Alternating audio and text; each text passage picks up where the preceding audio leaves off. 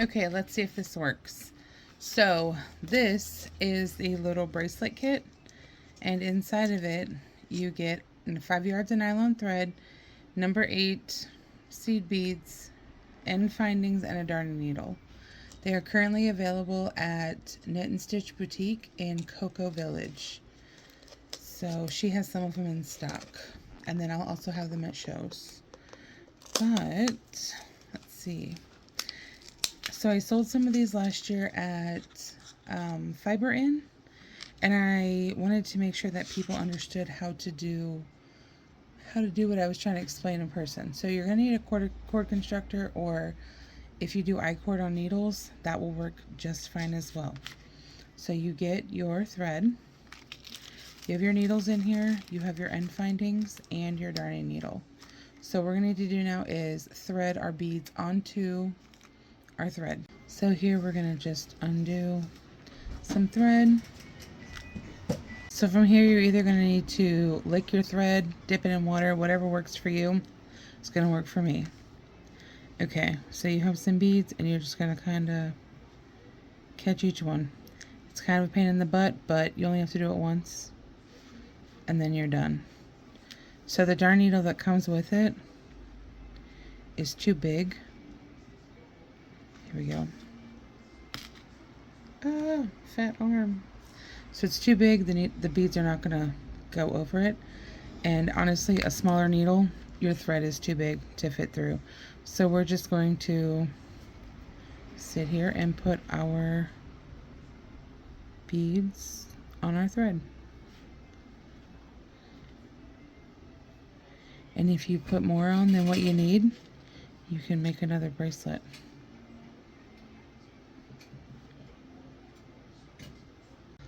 So as I'm sitting here threading this, I'm thinking, like, if you wanted to roll it in some glue and let it harden, or a tiny piece of tape, maybe some heat shrink would work. Honestly, it's my bracelet. I'm licking it. So when it gets all frayed up, I just lick the end of it. The same way I would have when I was a kid. And then stick the bead through it so it's too frayed. So I licked it. I know it's gross and all that, but whatever. It's my bracelet. It doesn't matter. And that's what you're looking for. Okay, so now you have your beads strung. So once you have your beads strung, and you don't need to use all of them, we still have this many left in the bag, and we have this little pile over here of what I would call junk beads, because they're just not good enough. And if I'm not going to use them, they're my little junk beads. So these will just go in the trash, honestly. You could probably use them for anything else, but I'm not doing it for this. So I don't even know how many I have. It's definitely less than half. But what you're going to need is enough to get around your wrist. So this is our cord constructor. We have our 3 needles and your little flap. I'm going to show you how to turn this into a bracelet on this, and we're going to go through it. We have all of our hooks down. Oh my gosh, my hands are not wanting to pick up anything today.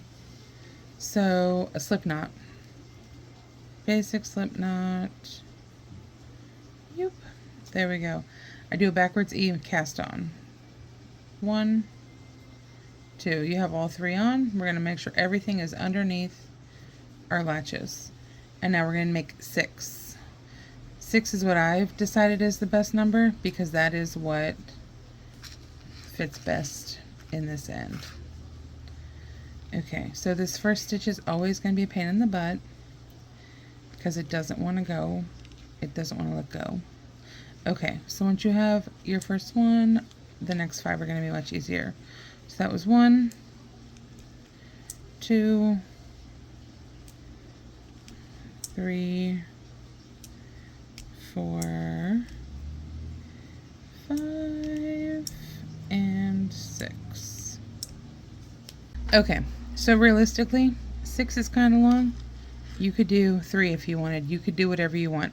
I'm going to end up taking this back out a little bit to make it look perfect before I glue it into my end. So 6 is where I start because it gives me some wiggle room. So from here, Now you're going to start adding your beads.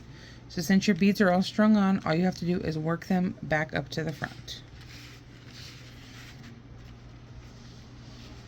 Here we go. Because my hands don't want to work today, it's going to be a pain in the butt. Just fight them up, and then we'll have them up here. So we only want one. I put one bead, and I'm going to hook it in the back. So when I wrap it to do my next stitch, my bead will be in the back. All 3 latches are open. And we're just going like this. 1,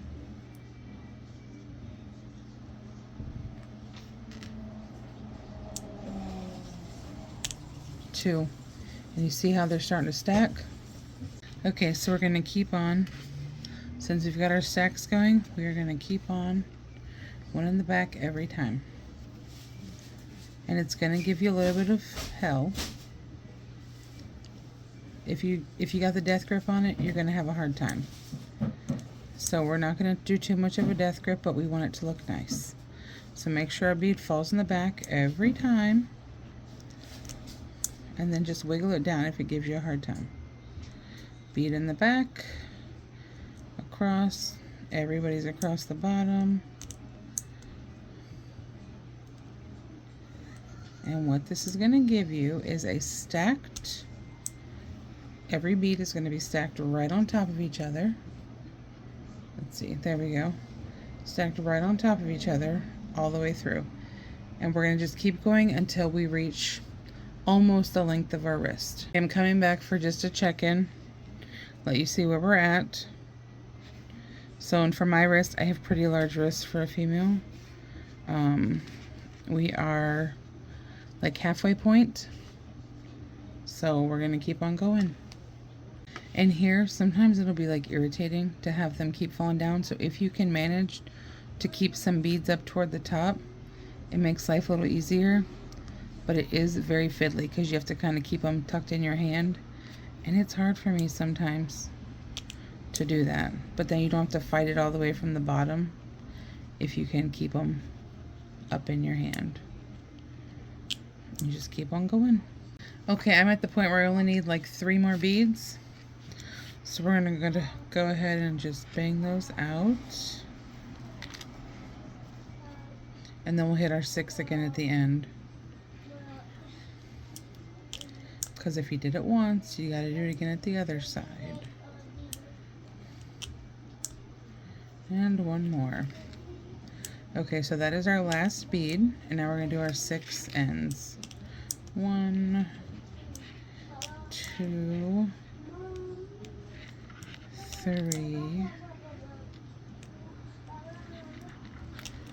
4, 5, and come on guys, stay open, and 6. Okay, so we've hit 6, we're done. We can go ahead and cut our thread free. As you can see, there are still beads on my thread. I don't want to lose those, so I'm gonna just push them back so when I go to cut, I'll have more space. So from here, you can either thread your needle, which is why it's in here. I'll just go ahead and thread it that way. I'm using all the parts. Okay, we're gonna thread our darning needle. Oh my god, my hands are backwards today.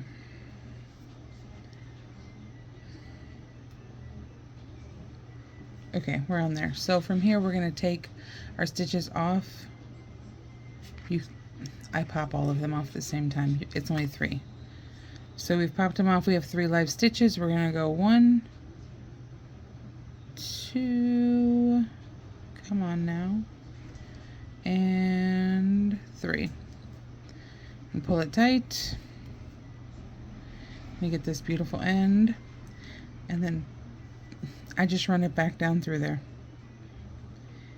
If you want to wrap it up inside of there, whatever you want to do, you're going to be gluing this end in there anyway. It's going to be glued right into your finding, so it's not that serious. Okay, I'm probably going to pull it out right here.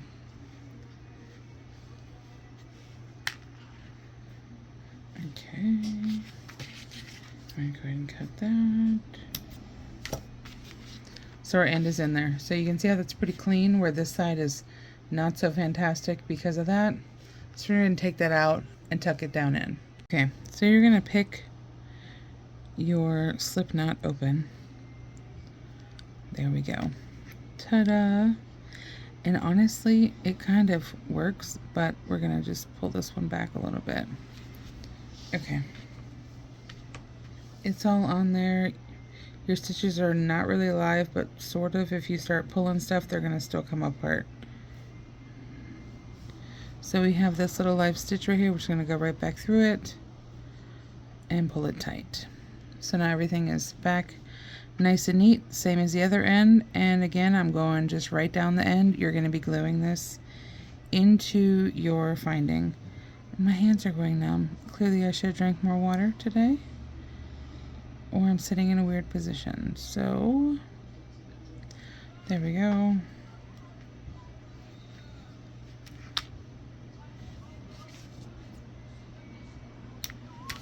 Okay, so both of our ends are decently done, and it's gonna fit over my wrist with enough space and give at the end where your end findings are gonna take up. So let's come back and assemble that.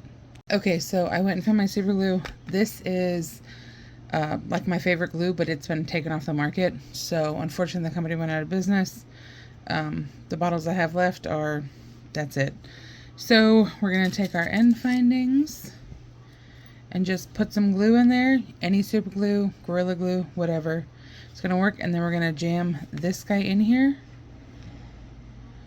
And what I do is I pack it down in there. So we're going to do that right now. And honestly, you don't have to use the end finding. Instead of tying them off, you could do how you would a Russian join.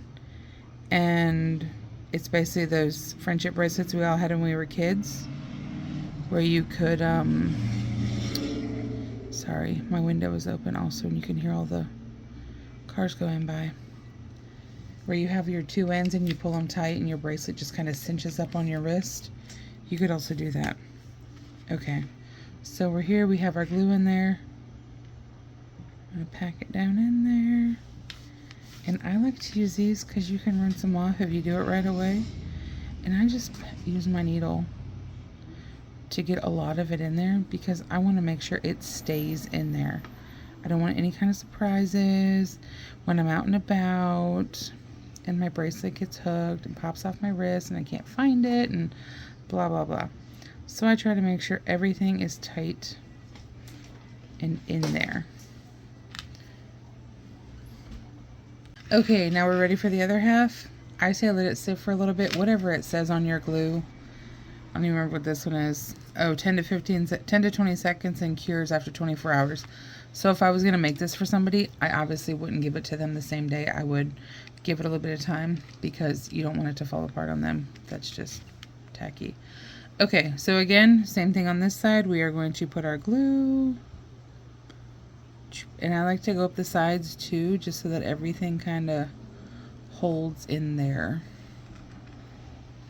If you don't want to put too much though, where it's going to squirt out and get all over your bracelet. So from here, we're taking our other end. It doesn't matter if it's twisted because you can just unhook it. Jam it in there. And again, same as before. Take your darning needle. If you don't use your darning needle, take a stick, take a dowel, take a toothpick, whatever the heck you have. Anything can work.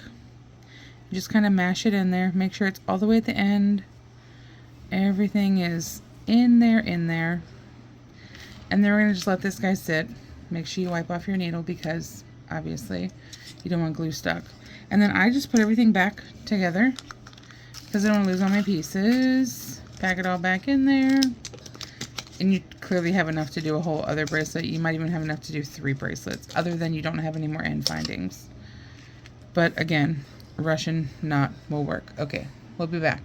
Okay, let's say we waited 10 hours or something. It's only been like a minute. But here's our finished bracelet. We are going to use our lobster clasp.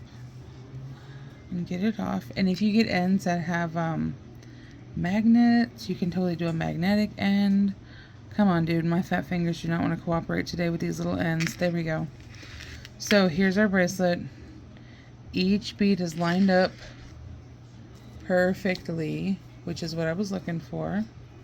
And I really like that this thread totally rainbowed out. And then we're going to have our little model come and put their little arm right here. This is Toby, our little model's arm. And we're going to just clip it on him. And see, so, so the end has a long enough tail that if you have a bigger wrist, you just go to a bigger size. It's not that serious on him though. I'm going to hook it on the end. And voila. Look at that little beauty. Simple, easy, and elegant. And all we needed was some thread, some beads, and our Cord-Constructor, or again, 3 needles to do an I-cord. That's all. Thank you.